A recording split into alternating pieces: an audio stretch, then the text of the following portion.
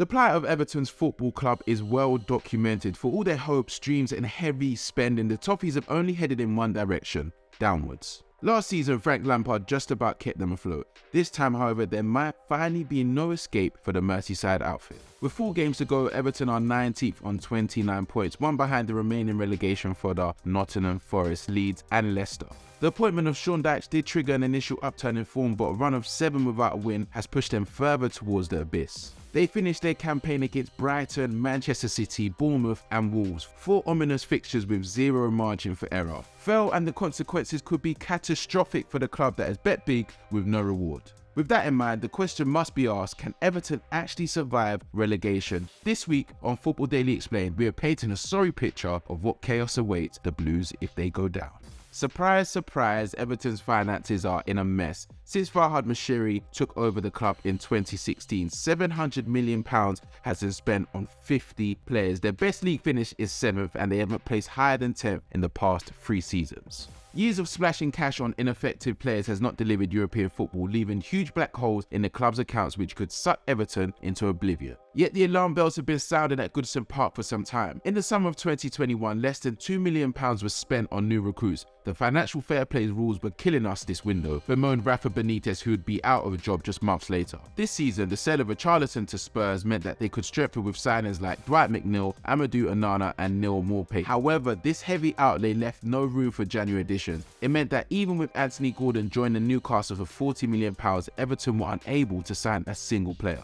A club spokesperson revealed in a Q&A session with fans in February that their need to remain financially responsible had hindered their transfer activity. Then in March, the critical nature of their situation became clear after the Premier League referred the Blues to an independent commission for an alleged breach of the league's profit and sustainability rules during the 2021-22 season. Under the guidelines, clubs are not permitted to post losses more than £105 million across a 3-year rolling period. Everton claimed that they will robustly defend themselves against the independent commission, but the numbers do look very bleak. Now carrying a net debt of £141.7 million, the last time they turned a profit across a campaign was in 2016-17. Since then, the club has lived dangerously in the red. In the past 5 years, they have reported astronomical losses of £430 million, with the bulk of that coming during the height of COVID-19. Fortunately for Everton, losses incurred from the pandemic along with their expenditure on youth development and the women's team did not apply to the Premier League's sustainability rules, meaning that Everton somehow managed to escape repercussions. But another loss of £44.7 million in 2021-22 appears to be a red flag too far, the result being Everton could face a heavy fine or even a sporting sanction in the future, and the current campaign is expected to be gloomy for the Counts once more.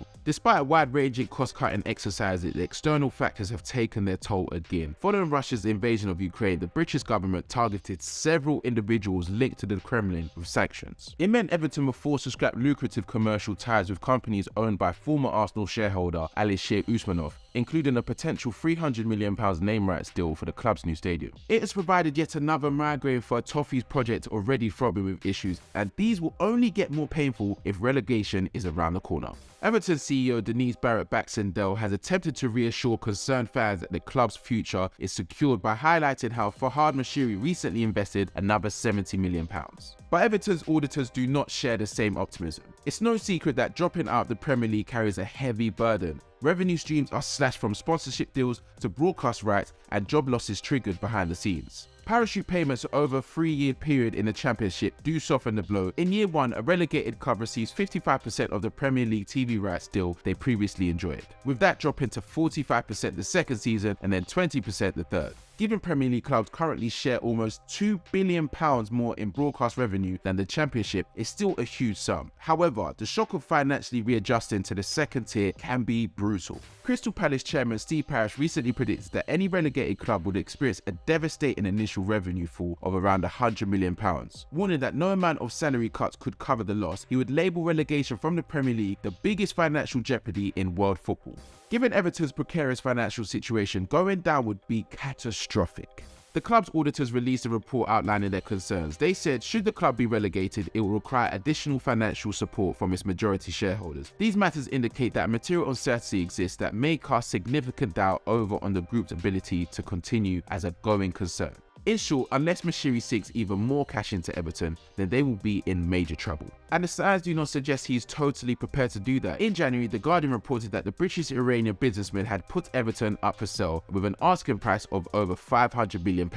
The article claims his main concern is recovering the money he has spent on construction of the new stadium at Bramley Moor Dock. In a video on the club's website, Moshiri insisted he wasn't seeking a sale, instead hunting for real quality to bridge a gap on the stadium. But given the growing animosity against his time at Goodison Park in charge, The Guardian's claims do look convincing. It is estimated that the total cost of the stadium scheduled to open ahead of the 24-25 campaign will be £760 million. Yet modifications had already had to be made to its design following soaring energy and steel prices and cheaper materials sourced. Full funding is not yet secure either, with Moshiri footing most of the bill so far. He has claimed that a deal to bring in a new investor is close. However, relegation could quickly deter any interested parties. And even if they do secure new funding, repaying and construction loans while building a competitive squad against the turmoil of their financial situation might be an impossible challenge. If the Bramley Moor Dock Stadium is completed, will it be for a Premier League club? That is the next question, as relegation would involve a fire sale of the club's best players, vital to any promotion push. But Everton will need to raise quick capital, and they still have several sellable assets. Transfermarkt values 7 members of their squad over €20 million, from Damari Gray to Amadou Onana. Achieving a premium for any starter is unlikely, but the Daily Mail believes that the likes of Onana, Calvert-Lewin and England #1 Jordan Pickford are likely to attract buyers, along with James Tarkowski and their young defender Jared Braithwaite. A much tougher concern will be shifting big earners like Alex Iwobi, whose large salaries will be untenable to the second tier. Although the likes of Burnley have shown you can start afresh and come back stronger, years of being frugal meant that they were in a strong position to bounce back. For Everton, that option does not appear to exist. Although on sporting level, relegations may actually be a blessing in disguise, a chance to start again from scratch, the current anarchy at the club could prevent any brave new beginning from taking shape.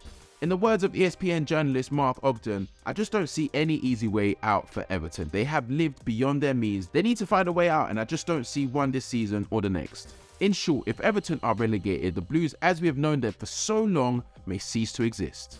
And that's it for another episode of FD Explained. Let us know in the comments whether you think Everton can survive relegation and what it means for the club if they do get relegated. Remember to like, hit the notification bell to never miss a video, and we'll see you next time.